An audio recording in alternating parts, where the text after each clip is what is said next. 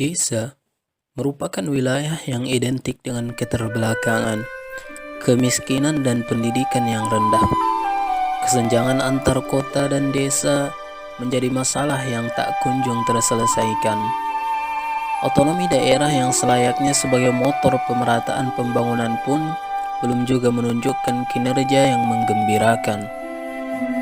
Resolusi PBB yang mengagendakan pembangunan dunia baik dalam program MDGs hingga dengan SDGs pun juga belum dapat memberi dampak kerja yang menggembirakan.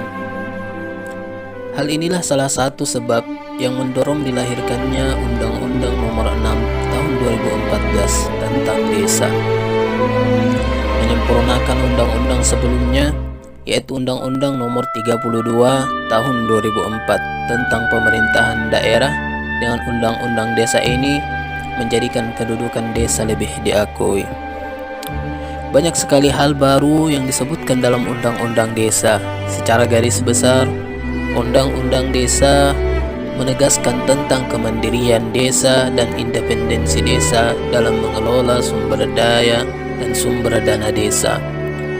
Jika dijabarkan lagi, desa sebagai wilayah otonom dalam Undang-Undang Nomor 6 Tahun 2014 mempunyai eksklusivitas antara lain dalam hal kewenangan mengelola keuangan desa secara mandiri, kewenangan membuat peraturan desa, dan kewenangan membuat BUMDes.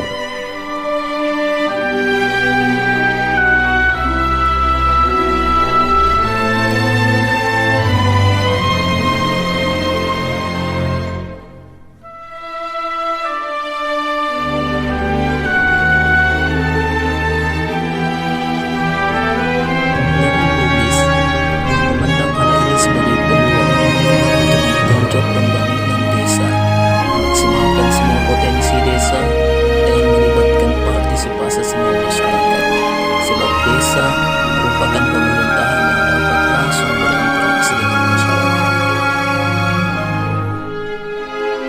Sebagai miniatur pembangunan nasional, maka pembangunan desa harus dijadikan prioritas dan didukung dengan sumber daya yang berkualitas, kreatif, dan berpandangan jauh ke depan.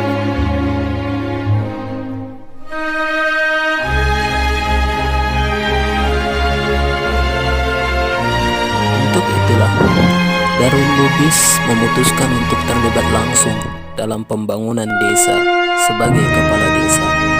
Dia berharap ketika dia terpilih nanti akan mampu membawa desa Meranti Omas menjadi desa yang sejahtera, mandiri, dan berdaya saing.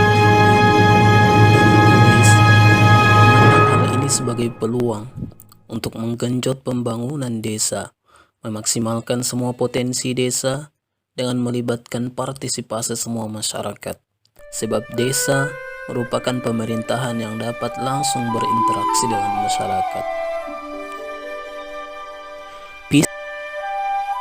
Visi misi yang dibawa oleh Darul Lubis adalah mewujudkan desa sejahtera, mandiri, dan berdaya saing tinggi dalam rangka merealisasikan pembangunan nasional. Visi tersebut ia jabarkan dalam misinya, yaitu meningkatkan edukasi masyarakat, meningkatkan partisipasi warga dalam membangun desa, membangun sarana dan prasarana desa, meningkatkan pelayanan masyarakat, dan mengoptimalkan potensi desa.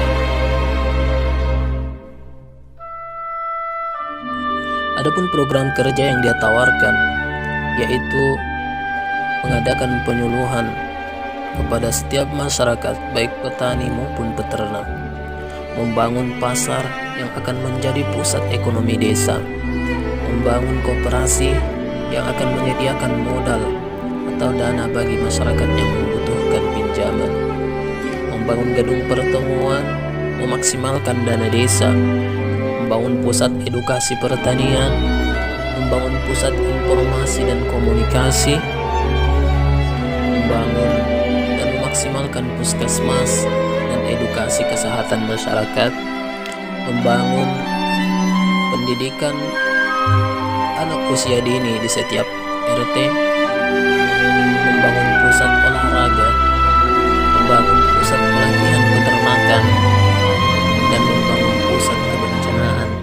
yang akan mengedukasi masyarakat tentang